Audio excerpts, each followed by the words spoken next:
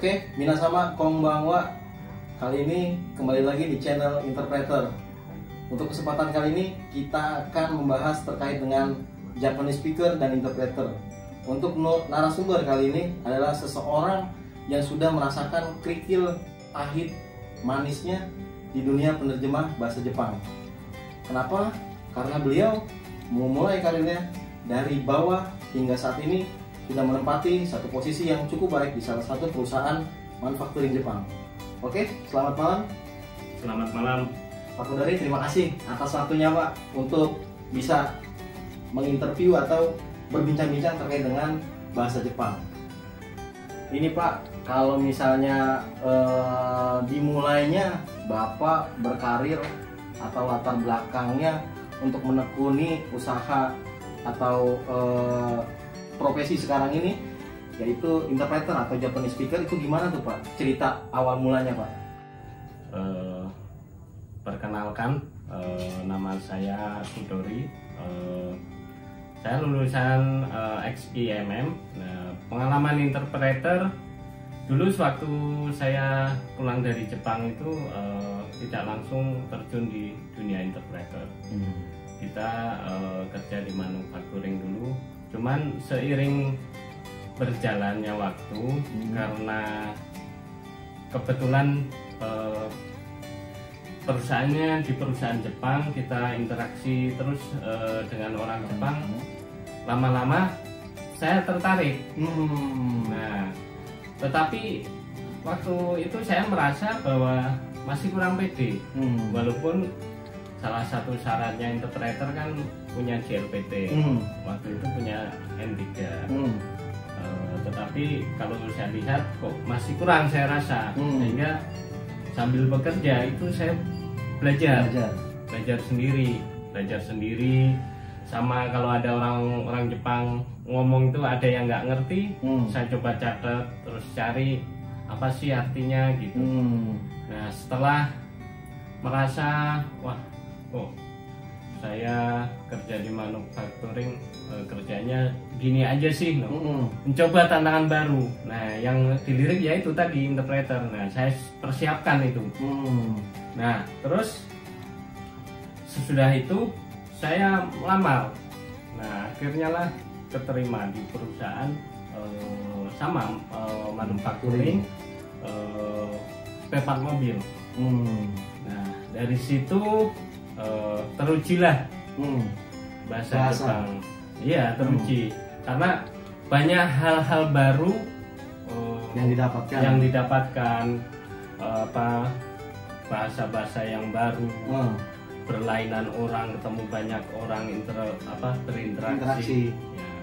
Tadi kalau misalnya tadi Bapak sampaikan ketika kembali dari Jepang ke Indonesia di tahun 2009, dan di situ Bapak memulai untuk satu karirnya yang tidak berkaitan dengan interpreter Pak ya? Iya, benar. Nah, itu kenapa tuh Pak? Istilahnya tadi disampaikan tertarik untuk menjadi interpreter. Apakah ada satu nilai value-nya yang menurut Bapak itu, wah ternyata interpreter begini? Itu gimana Pak? Jadi kan kita pertama Gensu ke Jepang, belajar dari nol juga bahasa Jepang. Setelah pulang ke Indonesia, bekerja juga di perusahaan Jepang. Nah, bahasa kita ini kepake. Nah, tetapi pekerjaannya tidak berhubungan, bahkan dengan backgroundnya kita juga. Nah, dari situ, wah, menurut saya bahasa Jepang ini punya keunggulan yang lain daripada profesi sekarang. Nah, dari situ saya kekurangan saya berusaha saya tambahi dengan banyak hal, belajar banyak hal. Nah, setelah itu kita dirasa cukup, coba ngelamar, akhirnya alhamdulillah keterima. Nah, di situ mulai teruji. Ya, teruji. Nah, kalau tadi tuh Pak, secara ketika kembali ke Indonesia bekerja di perusahaan manufacturing yang Bapak sebagai job desk-nya bukan interpreter, dan ketika Bapak berusaha untuk menjadi interpreter dan diterima di perusahaan tersebut, nah itu kan ada bertolak belakang Pak dengan pekerjaan sebelumnya. Nah, itu gimana Pak cara mengatasinya Pak? Karena banyak dari kawan kita yang ingin menjadi interpreter, dia tidak pede ataupun dia secara persyaratan dia memenuhi. Nah, itu gimana tuh Pak? Cara kisi-kisinya tuh Pak? Yang pertama, kita emang saya lihat ya, temui kawan-kawan yang agensi itu bahkan punya secara persyaratan interpreter itu memenuhi ya, punya JLPT, bahkan ada yang N2. Tetapi pekerjaannya tidak berhubungan. Bahkan kalau secara speaker, Japanese speakernya kurang. Kenapa? Kemampuannya nggak diasah. Sebenarnya punya nilai di situ, punya nilai lebih, tapi nggak diasah. Nah, yang pertama adalah kepedean. Oh, percaya diri Pak ya? Ya. Terus berani ambil risiko. Nah, dari situ nanti kalau kita emang sudah menggeluti, pasti merasakan kekurangannya apa? Ya, kekurangannya apa. Terus dari situ kita berusaha lagi agar bisa skill up lagi. Jadi kalau misalnya dibilang untuk JLPT yang Bapak miliki sekarang adalah N3 Pak. Nah, kalau misalnya terkait dengan background pendidikan, apakah seorang interpreter dia harus memiliki strata 1, apakah dia SMK, apakah dia bisa untuk di SMP gitu. Nah, kalau mungkin dari Bapak situ melihatnya dari pengalaman yang selama ini Bapak jalani, oh ternyata background pendidikan saya dengan JLPT yang saya punya sesuai dengan persyaratan untuk menjadi seorang interpreter. Itu gimana Pak? Kalau persyaratan untuk menjadi interpreter sebenarnya tidak harus punya S1 ataupun SMA ataupun SMP, bahkan istilahnya kasarannya tidak sekolah pun, tidak apapun sekolahnya lain, ya itu bisa, asalkan satu menguasai bahasa Jepang. Nah, persyaratannya ya minimal kalau masuk itu adalah N-nya punya. Tetapi itu tidak cukup. Tadi yang saya sebutkan awal bahwa kepedean itu adalah syarat utamanya. Ya, salah satu kunci Pak ya. Ya, kuncinya kepedean. Karena kita nanti akan banyak menghadapi orang-orang yang mungkin dengan gaya bahasa yang beda, terus mungkin karakter orang yang beda. Nah, karena profesi interpreter itu bukan hanya menyampaikan misalkan ini bahasa Jepang artinya apa terus disampaikan ke bahasa Indonesia. Atau dari bahasa Indonesia ke Jepang, tetapi harus bisa memahamkan antara si pembicara dan audiennya, dan timbal balik keduanya harus saling paham. Nah, itu adalah profesi interpreter. Nah, di situ dibutuhkan satu pengalaman. Pengalaman mungkin. Berarti interaksi Pak ya? Iya. Interaksi dengan orang yang ada di dalam ruangan tersebut Pak ya? Iya benar. Karena kita tidak menonton ini bahasa Jepangnya A, kita sampaikan A. Ya. Karena nanti bisa aja interpretasinya berbeda. Tetapi kita harus tahu bahwa maksudnya ini loh. Bahkan kalau pengalaman saya waktu jadi interpreter itu tidak semuanya saya artikan dengan sebenarnya, tetapi maksudnya itu apa? Ya. Nilai dari pesannya apa Pak ya? Iya. Oke. Itu Pak, untuk 11 tahun profesi interpreter ataupun Japanese interpreter, Bapak bisa bertahan selama itu alasannya apa itu Pak? Kenapa sih bertahan, atau ibaratnya mau berkarir untuk di Japanese speaker ataupun interpreter? Untuk Japanese speaker penerjemah bahasa Jepang itu masih sangat menjanjikan. Kenapa? Karena perusahaan Jepang itu investasi di Indonesia itu sangat banyak dan nilainya besar. Dan kalau kita lihat di Jabodetabek ini rata-rata perusahaan Jepang.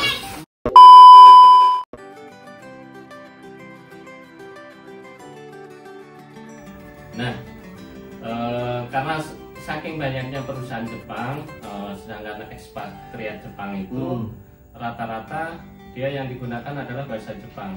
Nah, dibutuhkanlah profesi interpreter untuk menjembatani antara yang orang Indonesia Indonesia dan orang Jepang tersebut. Nah, kalau dari segi income, pemasukan nih Pak ya, pendapatan, itu sangat menjanjikan. Nah, kalau misalnya menjanjikan kisaran berapa tuh Pak? Kalau misalkan kita freelance, interpreter freelance itu kalau kita mungkin masih pemula, itu ring 2 bisa sampai 3 satu hari, ya 8 jam lah. 8 jam tuh dengan nilai tadi 2 sampai 3 itu Pak? Iya. Nah, tinggal mengalihkan aja. Misalkan dalam 1 bulan kita dapat 15 kali, ya berapa itu? Wow. Itu kalah dengan provinsi, misalkan seorang supervisor atau manajer itu kalah di satu perusahaan. Itu kalau yang tadi dia freelance Pak ya. Kalau misalnya yang full time dia Pak, untuk yang Japanese interpreter ataupun Japanese speaker, itu range berapa tuh Pak buat income-nya dia? Income-nya kalau di perusahaan itu di atas manajer. Kalau secara umum ya. Secara umum ya Pak, seorang Japanese interpreter bisa di atas section head. Iya benar. Padahal kan Japanese interpreter itu dia tidak mempunyai subordinat Pak, tidak mempunyai bawahan. Nah itulah makanya menariknya di sini kalau profesi interpreter kita tidak ada beban khusus. Misalkan seorang section head, dia harus follow up dari manajemen dan juga harus follow up bawahannya, sehingga jobnya sangat luas, sangat banyak. Kalau interpreter ini tidak. Jadi ya kita hanya selesai di situ. Bahkan misalkan kalau kita yang freelance ya udah, misalkan kita dapat sehari ya udah sehari sudah selesai. Nah tapi kalau misalnya tadi antara dengan freelance ataupun full time Pak, kalau misalnya Bapak memilih atau menyarankan untuk teman-teman kita nih Pak yang pengen untuk mencoba atau mulai memasuki profesi ini, diarahkannya harus dimulai dari freelance kah? Harus dimulai dari full time kah? Ya bisa di full time dulu. Kalau freelance itu banyak jam terbang lah, kita wawasannya lebih luas. Berarti segala hal harus tahu dulu Pak ya? Iya, karena yang si user pengguna kita kan kita tidak bisa memilih. Iya betul. Ya kalau misalkan yang interpreter mungkin di suatu perusahaan dan lainnya, kita kan bisa menguasai di situ, bisa belajar dulu dari situ. Berangkatnya dari situ dulu menurut saya. Berarti harus dimulai emang ketika ngambil dari full time dulu Pak ya? Sambil belajar untuk menggali lagi lebih dalam untuk bahasa Jepangnya Pak? Betul. Oke. Itu Pak, kalau misalnya berkaca dari background Bapak yang ex magang dari IMM dan sekarang sudah memasuki satu jabatan yang cukup penting di salah satu perusahaan. Nah, kalau misalnya dari Bapak nih sebagai mantan ex Jepang, pesan-pesannya nih Pak buat ex Jepang yang istilahnya sudah kembali ke Indonesia atau yang baru balik ke Indonesia ataupun yang masih ada di Jepang, itu pesan-pesannya apa tuh Pak, biar ibaratnya mereka bisa berguna ataupun bermanfaat bagi kawan-kawan yang ingin menekuni interpreter, khususnya bagi yang mungkin belum mempunyai profesi khusus. Salah satu tipsnya kalau dari saya gitu, yang mungkin yang masih di Jepang, pergunakan waktu sebaik-baiknya untuk belajar. Untuk belajar, baik belajar bahasa Jepang apa aja, mungkin bisa menambah nanti wawasan. Terus jangan lupa persiapkan N-nya. Kalau yang bagi yang sudah punya N, misalkan N3 atau N2, itu satu PD. PD nggak usah nanti bagaimana kalau jadi interpreter saya nggak bisa tahu artinya dan lainnya. Yang ini adalah PD dulu kita tumbuhkan dalam diri kita. Terus tetap belajar. Terus kalau misalkan ada teman-teman senior yang sudah jadi interpreter malang melintang, ya kita sambil sharing-sharing, tanya, karena kita pasti banyak kekurangan. Nah, dari situlah kita coba untuk kekurangan kita ini kita perbaiki sehingga menjadi skill up, sehingga kalau kita sudah menjadi interpreter bahkan sudah malang melintang ke sana kemari, nanti akan tahu enaknya bagaimana bagusnya. Nah, gitu. Jadi kita bisa menjadikan nanti teman-teman kita yang yang baru pulang dari Jepang mau ngapain itu bisa ya jadi inilah inspirator gitu. Inspirasi Pak ya. Iya.